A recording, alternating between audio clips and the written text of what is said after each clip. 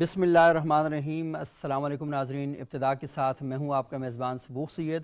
صبح بخیر ناظرین۔ جس معاشرے کے اندر ہم بس رہے ہیں یہاں پر ہم دیکھتے ہیں کہ مختلف مذاہب سے وابستہ لوگ موجود ہیں۔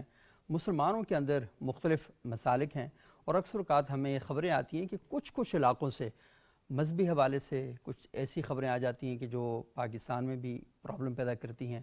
دنیا بھر میں پاکستان کا خوبصورت چہرہ مسخ کرنے میں ان خبروں کا ایک بڑا کردار ہوتا ہے۔ اسی طرح مسلکی ہم آہنگی کے حوالے سے بھی ہم دیکھتے ہیں کہ کہیں کہیں پر اس سے نقصان پہنچانے کے لیے کچھ اکا دکا لوگ کھڑے ہو جاتے ہیں اور پھر وہ کیا کرتے ہیں کہ اس علاقے کے امن کو تہ و بالا کر دیتے ہیں۔ کچھ عرصہ پہلے پاکستان کے شمالی علاقہ جات سے ایک 15 سیکنڈ کی ویڈیو آئی تھی جس نے کروڑوں کا کاروبار تباہ کر دیا، ٹورزم کی انڈسٹری تباہ کر دی، ہوٹل انڈسٹری کو نقصان پہنچایا، ٹرانسپورٹ کی انڈسٹری کو نقصان پہنچایا، سڑکوں پہ لوگوں کے لیے پرابلم شروع ہو گئے۔ تو چھوٹی سی ایک خبر اور جو سماجی رواداری کو، مذہبی ہم آہنگی کو نقصان پہنچاتی ہے، اس کے اثرات کہاں کہاں تک مرتب ہوتے ہیں یہ اس وقت آپ کو پتہ چلتا ہے جب آپ کے ہاتھوں سے تیر نکل چکا ہوتا ہے۔ تو اسی طرح کہتے ہیں نا کہ بات زبان سے نکلتی ہے تو سوچ سمجھ کے نکالنی چاہیے۔ یہ نہ ہو کہ آپ کی بات کی وجہ سے بے شمار پرابلم پیدا ہو جائیں، لوگوں کی جانوں کے لیے مسائل پیدا ہو جائیں۔ تو یہ موضوع بڑی اہمیت کا حامل ہے کہ ہم اپنے سماج کے اندر مذہبی ہم آہنگی کی فضا کو مستقل کیسے برقرار رکھ سکتے ہیں۔ ہمارے ساتھ موجود ہیں ڈاکٹر فادر سرفراز سائمن صاحب، ڈائریکٹر ہیں national commission for justice and peace کے۔ فادر سرفراز سائمن صاحب، آپ مسیحی برادری سے تعلق رکھتے ہیں، مجھے یہ بتائیے گا کہ اس سماج میں مذہبی ہم آہنگی اور سماجی ہم آہنگی کتنی اہم ہے؟ میں سمجھتا ہوں کہ یہ تو بہت زیادہ اہم بات ہے، اور جب تک سماج میں مذہبی ہم آہنگی نہ ہو تب تک سماج کسی بھی طور پر متحد نہیں ہو سکتا، اور جب تک یہ متحد نہیں ہوگا یہ ترقی بھی کبھی نہیں کر سکتا۔ تو اس لیے یہ مذہبی جو ہم آہنگی ہے اس کے فروغ پر جتنا بھی زیادہ کام کیا جا رہا ہے، لیکن جتنا اور زیادہ کام کیا جائے وہ میرا خیال ہے وہ بہت زیادہ ضروری ہے اس ملک کی تعمیر اور ترقی کے لیے۔ اور اس میں جو بین المذاہب اتحاد کے لیے جو ڈائلاگ ہو رہے ہیں اور جو عملی طور پر جو کوششیں ہو رہی ہیں، اس میں آپ نے کہا بطور مسیحی ہم مسیحوں کا بڑا خاص کردار ہے۔ اگر آپ بین الاقوامی سطح پر دیکھیں تو ہمارے جو پاپا اعظم ہیں پوپ فرانسس، انہوں نے 2019 میں جو ہے الازہر مصر کی جو یونیورسٹی اس کے جو گرینڈ امام ہے احمد الطیب، ان کے ساتھ ایک معاہدہ جو ہے وہ سائن کیا، اس کا نام تھا human fraternity for world peace and living. اس میں دونوں جو عقائد کے جو رہنما تھے انہوں نے مل کر اس بات کو دیکھا کہ دنیا جو بدل رہی ہے، دنیا کے بدلتے ہوئے تناظر میں کس طرح مذہبی ہم آہنگی کو جو ہے وہ فروغ دیا جا سکتا ہے۔ اور نہ صرف مذہبی ہم آہنگی، اس ڈاکومنٹ اگر آپ پڑھیں تو بہت زبردست ہے، اس میں نہ صرف یہ بتایا گیا کہ یہ انسانوں کے لیے بلکہ یہ بھی بتایا گیا کہ کل کائنات کے لیے، جس میں آ جاتا ہے آپ کا یہ جو ویدر چینجنگ ہے اس پر بھی ڈسکشن ہوئی ہے کہ کس طرح کلائمیٹ چینج، کس طرح مذہبی رواداری اس پر کام کر سکتی ہے، جو نیچر ہے، جو دوسری مخلوقات ہیں انسان کے علاوہ کرۂ ارض پر، ان کی پروٹیکشن کیسے کی جا سکتی ہے۔ تو وہاں سے یہ کام شروع ہوا۔ اس کے بعد ویٹیکن نے ایک پورا، ویٹیکن کے اندر جیسے کہ ہمارے ادھر منسٹریز ہوتی ہیں، ایک پوری منسٹری بنا دی ہے جس کا کام ہی صرف یہ ہے کہ بین المذاہب اتحاد اور ہم آہنگی کے فروغ کے لیے دن رات کام کیا جائے۔ اور مختلف دستاویزات بھی آ چکی ہیں۔ پاکستان کے تناظر میں جب ہم دیکھتے ہیں تو ہم پاکستان میں جو خاص طور پر رومن کیتھولک چرچ ہے وہ اس کو لیڈ کر رہا ہے، اور آئے دن ہمارے جو ہے اسلامک علماء مشائخ کے ساتھ جو ہے وہ نشستیں ہوتی ہیں، پروگرامز ہوتے ہیں۔ ابھی بھی ہمارا کرسمس آنے والا ہے، خدا کے فضل سے وہ ہمارے پاس آئیں گے، ہم مل کر ایک پروگرام کریں گے۔ اسی طرح جیسے عید ہوتی ہے، تہوار ہوتا ہے، اس میں ہم اکٹھے جاتے ہیں۔ پھر آپ نے ایک بڑا اچھا ذکر کیا، کیونکہ میرا اپنا تعلق خیبر پختونخوا سے ہے، پشاور سے ہے، کہ وہاں پر جب یہ آل سینٹ چرچ میں دھماکہ ہوا جی تھا، جی۔ سوئسائڈر بمبر آیا تھا، تو وہ دھماکہ تو کرنے والے نے تو کر دیا، لیکن اس کے بعد آپ نے اگر آپ اس شہر سے اور اس علاقے سے بڑے واقف ہیں، آپ نے دیکھا کہ وہ مارکیٹ ہے، کپڑے کی مارکیٹ ہے اور چاروں اطراف دکانیں ہیں، اور کیا ہوا کہ جب وہ چلا گیا، سوئسائڈر معلوم مر گیا، ہلاک ہو گیا، تو اس کے بعد جب مسلمان دکانداروں نے دیکھا کہ یہاں پر لاشیں پڑی زخمی، یقین کریں کہ انہوں نے اپنی دکانوں سے تھان نکال لیے کپڑے کے ایسے ہی اور ان کے اوپر ڈھانپا تاکہ لاشوں کی بے حرمتی نہ ہو، زخمیوں کو ایمبولینس پر پھر کھانے کا انتظام، کہ انہوں اس وقت وہ بھول گئے تھے کہ یہ مسلمان نے، یہ ہے عملی اس وقت ان کو لگ رہا تھا نا خون سب کا ایک جیسا ہوتا ہے۔ بالکل، یہ عملی ثبوت تھا اس وقت کہ بین المذاہب اتحاد کتنا کارگر ہے ایک معاشرے میں، اور وہ انسانیت کے لیے کتنی زیادہ امپورٹنس اس کی حیثیت رکھا۔ میں آپ سے اگلے اس میں پوچھوں گا کہ چرچ کیا رول پلے کر سکتا ہے، پاکستان کا جو چرچ ہے اس مذہبی ہم آہنگی کی فضا کو برقرار رکھنے میں اور اس کو فروغ دینے میں اس کا کیا رول ہو سکتا ہے؟ ڈاکٹر سرفراز سائمن صاحب، مجھے یہ بتائیے گا کہ چرچ کیا کردار ادا کر سکتا ہے اس معاشرے میں مذہبی ہم آہنگی کے فروغ کے لیے؟ چرچ کا ایک بڑا کلیدی کردار ہے اس میں، اور چرچ اس سے مکمل طور پر اس اپنے کردار سے باخبر ہے اور وہ کردار ادا کر بھی رہا ہے۔ جی جی۔ مثلا اس ملک میں آپ کے لیے یہ شاید سرپرائز ہو کہ ہماری جو سیمنریز ہوتی ہیں جہاں پر ہم پریز بنتے ہیں، مطلب جیسے مدرسے ہیں ویسے سیمنریز، ان ہماری سیمنریز میں بائبل مقدس کے ساتھ ساتھ قرآن پاک بھی پڑھایا جاتا ہے۔ اچھا، ہاں جی، تاکہ جب ہم اس مرتبے پر آئیں مذہبی رہنما کے، تو ہمیں پتہ ہونا چاہیے کہ ہمارے مسلمان بھائیوں اور بہنوں کا کیا عقیدہ ہے، ہم ان کے ساتھ اس کے عقیدے کے مطابق گفتگو بھی کریں اور سلوک بھی کریں۔ میں بڑا حیران ہو رہا تھا کہ آپ یہ مذہب کی بڑی آیات پیش کر رہے تھے اسلام کی، تو یعنی آپ نے وہاں سے سیکھی ہیں؟ جی جی، باقاعدہ طور پر، تو وہ بھی ایک سنگ میل ہے باہمی طور پر، جو ہمارا مذاہب کا جو تعلق ہے اس کو مزید سٹرینتھن کرنے کے لیے، بین المذاہب اتحاد کو فروغ دینے کے لیے۔ اس کے علاوہ جب ہم دیکھتے ہیں کہ ہمارے پورے ملک میں، پاکستان میں جو ہے وہ کمیشن مقرر کر دی گیا، اگین جیسے کہ منسٹریز ہوتی ہے، وہ کمیشن کیا ہے؟ وہ کمیشن کے لیے پورا گروپ، ایک خطیر رقم مختص کر دی جاتی ہے، لوگ دیے جاتے ہیں۔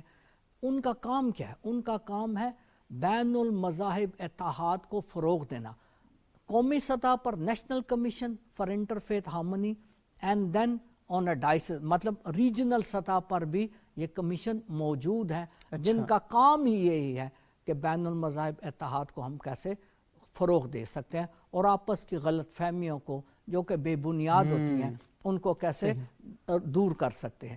اس کے علاوہ جو آپ دیکھتے ہیں کہ ہمارے جو سکولز ہیں، کالجز ہیں، ان میں جو ہے ہم سے زیادہ ہمارے مسلمان بچے پڑھتے ہیں، اور وہ بڑے زبردست جگہ ہوتی ہے جہاں پر بچپن میں آپ کو یہ عادت ہو جاتی ہے کہ آپ نے دوسرے مذاہب کے بچوں کے ساتھ، لوگوں کے ساتھ رہنا ہے اور کیسے رہنا ہے اور کس طرح دوستی قائم کرنی ہے۔ وہ اس کے علاوہ ہمارے ہاسپٹلز ہیں، اور ان میں ایک میں ادارے کا بڑا خاص ذکر کروں گا۔ اس ادارے کا نام ہے سینٹ جوزفس ہاسپس، زیادہ دور نہیں ہے، یہ راولپنڈی میں، راولپنڈی ویسٹ رج میں۔ اس میں کیوں میں نے اس ادارے کا ذکر کیا؟ وہ پاکستان میں واحد ادارہ ہے، ہاسپس ہے، جو ایسے لوگوں کے لیے مختص ہے جو قریب المرگ ہوتے ہیں، جن کا دنیا میں کوئی نہیں ہوتا، اور جو مالی لحاظ سے مکمل طور پر جو ہے وہ غریب ہوتے ہیں، جن کے پاس دینے کے لیے کچھ بھی نہیں ہوتا، اور نہ جن کا کوئی اس دنیا میں کوئی پرسان حال ہوتا ہے۔ تو ایسے لوگوں کو وہاں پر رکھا جاتا ہے اور وہاں پر ان کی دیکھ بھال کی جاتی ہے، جس کو پیلیٹیو کیئر بولتے ہیں، وہ ان کو مہیا کی جاتی ہے، اور ان کے آخری دنوں کو آسان کیا جاتا ہے۔ اور ان مریضوں میں مسلمان بھی ہیں، مسیحی بھی ہیں، ہندو بھی ہیں، تمام مذاہب کے، اور جو سٹاف ہے ادھر کا وہ بھی جو ہے وہ تمام مذاہب پر مشتمل ہے. بائی دا وے وہ ادارہ ڈونیشن پر چلتا ہے اور جتنے ڈونرز ہیں وہ سارے بھی مختلف مذاہب پر مشتمل ہیں. اچھا مکمل طور پر اگر آپ نے کہا نا عملی مثال دیکھنی ہے تو اس ادارے میں جا کر دیکھیں جہاں پر مذہب نہیں انسانیت کو دیکھا جاتا ہے. اور آپس میں ابھی مذہب بھی تو انسانیت سکھاتا ہے نا. جی بالکل. ابھی کرسمس ہے وہ ہمارے مسلمان جتنے ادھر پیشنٹس ہیں سٹاف وہ ہمارے ساتھ مل کر منائیں گے. اسی طرح جب عیدیں آتی ہیں اسلامک عیدیں آتی ہیں تو وہ ہم ان کے ساتھ مل کر وہ جو ہے عیدیں بھرپور طریقے سے مناتے ہیں. تو اس طرح کے جو ہمارا آپ کا سوال جو تھا کہ چرچ جو ہے وہ عملی طور پر بھی اور اس کے ساتھ ساتھ جو ہے عملی طور پر اور علمی طور پر دونوں طریقے سے کوشش کر رہے. علمی اس لیے ہے کہ ہم آئے دن آپس میں بین المذاہب جو ہے وہ پروگرامز کراتے ہیں جن میں علماء آتے ہیں دونوں مذاہب کے اور وہ گفت و شنید جو ہے وہ کرتے ہیں. اس کے علاوہ ہم جتنے بھی فنکشنز آگے بھی میں نے ذکر کیا جتنے بھی ہمارے تہوار ہیں وہ ہم مل کر مناتے ہیں. تب علماء کو بھی بلاتے ہیں اور عام جو لوگ ہیں ان کو بھی بلاتے ہیں اور مل کر مناتے ہیں. صحیح. آج ہم گفتگو کر رہے ہیں کہ پاکستان میں دیگر مذاہب سے تعلق رکھنے والے لوگ اپنی زندگیاں کیسے گزار رہے ہیں اور وقفے سے پہلے بڑی اچھی گفتگو ہوئی. میں اب یہ چاہتا ہوں کہ تھوڑا سا ہم حل کی طرف بھی آئیں کیونکہ مسائل تو ہم سب کے پاس ہیں اور پاکستان میں بسنے والے جتنے بھی لوگ ہیں سب کے پاس اپنے اپنے مسائل ہیں اور ہر ادارے کے اپنے مسائل ہیں. لیکن مسائل کا حل ہونا چاہیے. وہ کسی نے بڑی اچھی بات کہی تھی کہ آپ پریشان کیوں ہیں اگر آپ کے پاس مسئلے کا حل ہے تو, اور آپ پریشان کیوں ہیں اگر آپ کے مسئلے کا حل ہی نہیں ہے تو اچھا ذہن جو ہوتا ہے اچھا دماغ وہ مسئلے کے حل کی طرف بڑھتا ہے, اس کے لیے تجاویز ڈھونڈتا ہے, اس کو حل کرنے کی کوششیں کرتا ہے. تو ڈاکٹر سرفراز سائمن صاحب میں تھوڑا سا آپ سے یہ جاننا چاہوں گا کہ آپ کے نزدیک جو مسائل آپ نے بتائیں ان کا حل آپ کیا سمجھتے ہیں؟ اس سے پہلے کہ میں آپ کو حل بتاؤں میں ایک دو بات کرنا چاہتا ہوں. جی ارشاد. ڈاکٹر صاحب نے ابھی فرمایا ایک دو چیزیں. وہ جس شہید کا یہ ذکر کر رہے ہیں کہ جو ان کی یونیورسٹی میں 2009 میں یہ واقعہ ہوا تھا اس کا نام تھا پرویز مسیح. صحیح. اور وہ 40 سال کا نوجوان ہی تھا بھی. تو اس نے اپنی جان دی تھی اس وقت. صحیح. اس سوئسائڈر بومبر کو روکنے. لیکن مجھے نہیں پتا کہ وہ بعد میں یونیورسٹی والوں نے ان کے لیے پروگرام کرائے یا نہیں. مجھے یہ پتا ہے کہ اس کی والدہ اب بھی میرے پاس آتی ہے. اچھا. ہاں جی. اور ان کا کوئی پرسان حال فی الحال نہیں ہے. اچھا. ہاں جی. تو اس طرف بھی میں توجہ دلوانا چاہتا ہوں کیونکہ انہوں نے خاص ذکر کیا ہے تو میں آپ کو بتانا چاہتا ہوں کہ ہمارے جب شہداء جو ہوتے ہیں اور ہمارے دوسرے غازی جنہوں نے جنگیں لڑی اور اب بھی آرمی میں پولیس میں ہر جگہ ہمارے جو مسیحی بھائی ہیں بہنیں بھی ہیں وہ شانہ بشانہ ہے. تو وہ جب شہید ہو جاتے ہیں یا زخمی ہو جاتے ہیں تو ان کی خبر گیری بھی کرنی چاہیے جیسا کہ پرویز مسیح. اور یہ معاشرے کو کرنی چاہیے. ہم سب کا فرض بنتا ہے کہ ہم یہ کریں. بالکل. اور دوسری بات یہ ہے کہ آپ نے فرمایا کہ کرسچن میرج ایکٹ جو پاس ہوا اور اس میں عمر کا تعین کیا گیا. یہ مسئلہ ہم تو پہلے بھی 18 سال کی عمر میں ہی کرتے تھے. ہمارا مسئلہ یہ نہیں تھا. ہمارا مسئلہ تھا جو جبری نکاح ہوتے ہیں اس میں تو اب بھی عمر صوبہ سندھ کے باقی تمام صوبوں میں تو آپ 18 سال سے نیچے کر سکتے ہیں. ٹھیک ہے.